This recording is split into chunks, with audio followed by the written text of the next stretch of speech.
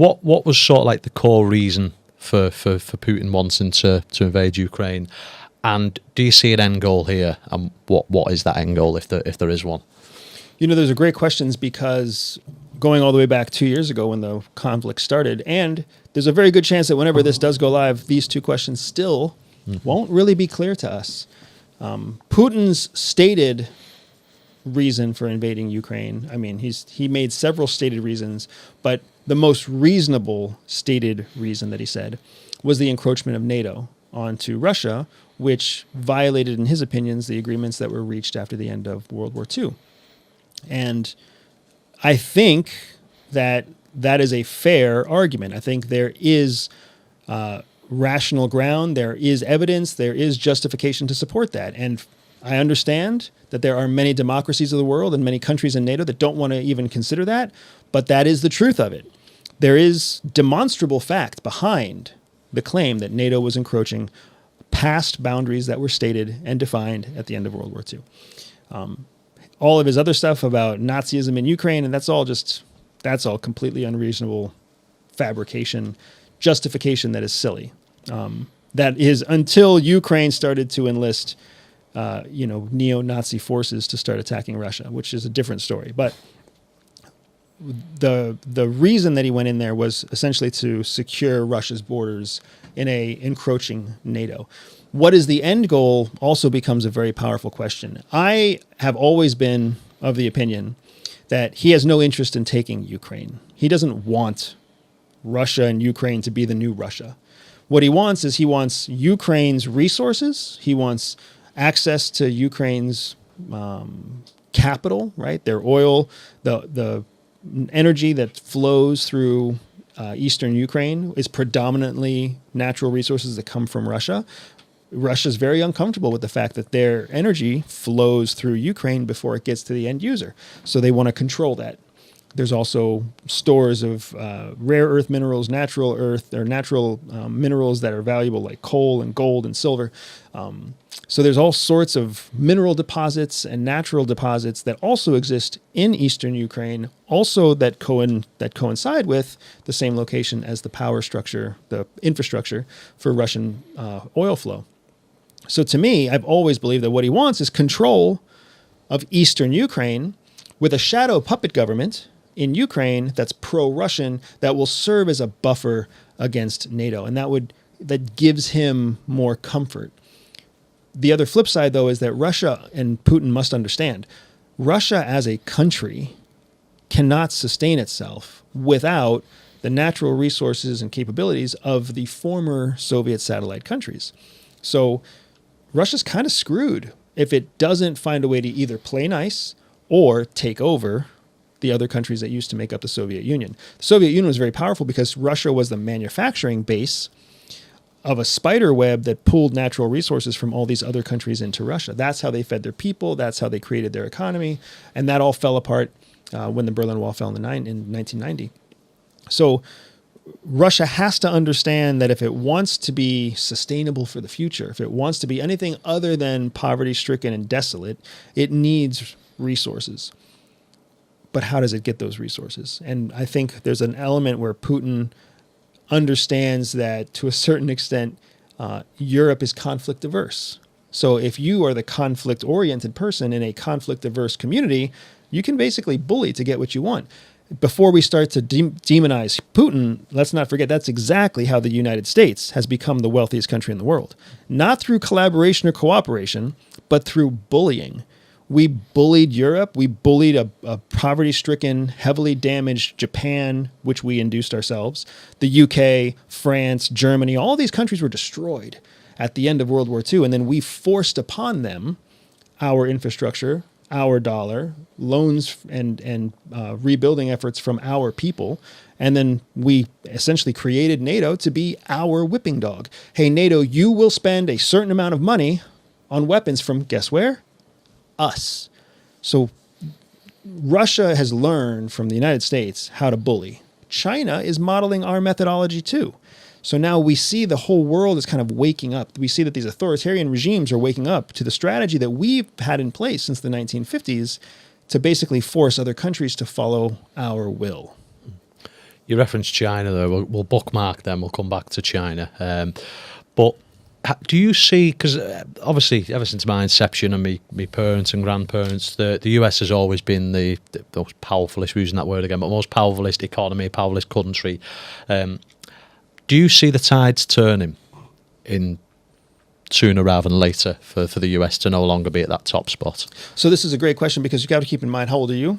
I'm 33. So you're 33 years old, and your parents probably had you in their late 20s, early 30s?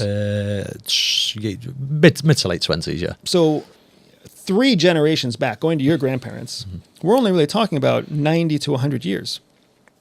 And the United States has been the predominant country, the number one largest economy since the end of World War II, which was the 1940s, early 1950s. So it's only been this demonstrably dominant country for a short period of time, but it's very current in all of our lifetimes. So it's hard for us to imagine that being any other way. It's also hard for us to imagine that such a powerful country would decline quickly. But I would argue that it rose quickly, so why wouldn't it decline quickly? There's multiple demonstrable pieces of evidence when it comes to currency, when it comes to GDP, when it comes to price parity, when it comes to voter activity, that demonstrate not just a decline in the United States as the world's only superpower, but also a decline in democracy as the prevalent form of government in the world. Both of those two things combined are significant to you and I because it means that for the next 30 years, we're going to continue to most likely see a waffling as the world decides, is America going to remain the superpower, or is America going to reach parity, reach equality with somebody else, some other country, or even some other trading bloc like the BRICS? Because parity, equality is dangerous. I understand that everybody who lives in a democracy has been sold this completely artificial statement that equality is good. Equality is not good. Nobody wants equality. What we want is equal opportunity for success. That's what we want. We just call that equality. But actual equality means you're taking things away from some and giving them to others. So you're bringing one group down and lifting one group up. That's what true equality is, right? If you think about a scale, you have to take money off of one side of the scale and put it onto the other side of the scale to bring it to equality. We don't fucking want equality. We don't. But we have been fed this narrative all the way back to like grade school where somehow we think that equality is a good thing. It's completely anti-human nature to actually want equality. What we want is equal opportunity for success. So as the United States struggles to maintain global dominance, that means its scale is going down. All of that value that it's losing is going somewhere else. So somebody else will be coming up while the United States is going down. The question is that going to be adversaries of the United States? Are we going to see the U.S. decline and China and Russia increase? Or is that going to be a redistribution across Western allies? So the United States gets weaker, but France and Germany get stronger, and the UK gets stronger, and we start to see allies that rise to the fight. We, as the people of the world, have to decide which way that's going to go.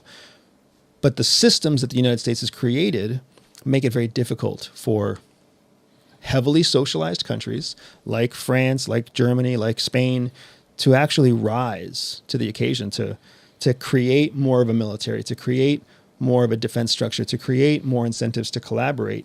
Because NATO has made it very easy, and the UN has made it very easy, the EU has made it very easy for those countries to share in a way that reduces their individual power.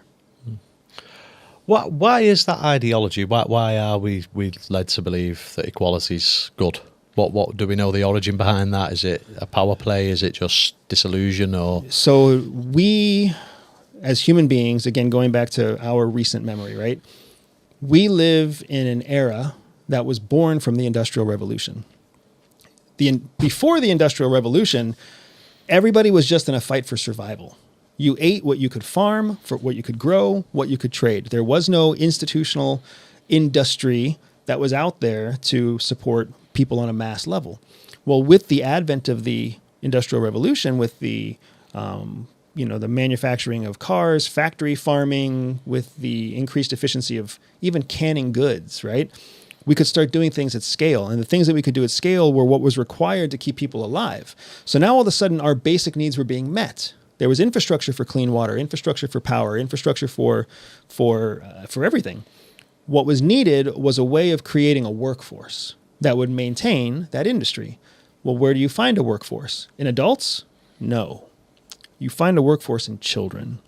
CIA believes that all people are born with a spy secret superpower. For some people, that means they can win deals. For others, they can spot liars. Some can even seduce lovers. I built a free 3-minute test to help reveal to you exactly what your secret hidden superpower is. All you have to do is click on the link in the description below, take the test, and start using your spy superpower to stay ahead of 99% of people. So they had to start institutionalizing children to grow them into future workers. Well, how do you do that? By putting them into schools, by putting them into institutionalized schools that are structured and directed by the government and growing them. So you have your petri dish of growing workers. And that's where you start coming up with state tests and state standards and national tests and national standards. And you start standardizing what everybody learns, and you standardize their language, you standardize their curriculum, you standardize everything. So that when they get into a factory, guess what they are? Standardized, right? You need one manager for 50 workers. So when you have your 50 students and they're all various levels of capable, some are smart, some are not, you just standardize. You force the smart ones to slow down and you force the slow ones to try to keep up. And then at the end of the day, you call them all graduates and you put them all into a factory workforce. That was where we came from post-1950s. Well, now we live in the AI era, right? We've had the digital revolution. We've had the information revolution. I would argue that we're getting ready to go into the age of intelligence right now. Artificial intelligence exists. Digital media exists.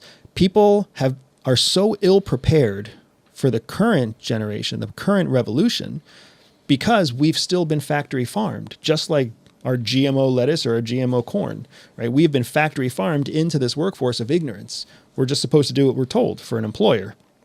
So as a result of that, you end up having this world where people are lost. They can't tell between good information and bad information. They don't know whether it's right or wrong to have ambition. And they believe still what they were told in the past, which is that everybody should have equal paychecks, equal size houses, equal cars, equal everything, equal access. That's not what human beings want. What human beings want on a survival level, what every single person listening wants in their heart of hearts is abundance, excess. We want to make sure that it's better to throw away old bread than it is to run out of bread. So let's keep a few extra loaves. Let's keep a few extra slices because I'd rather throw it away than run out of it. That's not going to be equality, right? As long as there's abundance, that means that there's surplus, and that surplus is something that others would argue we would all have been trained by now to believe that surplus should be redistributed.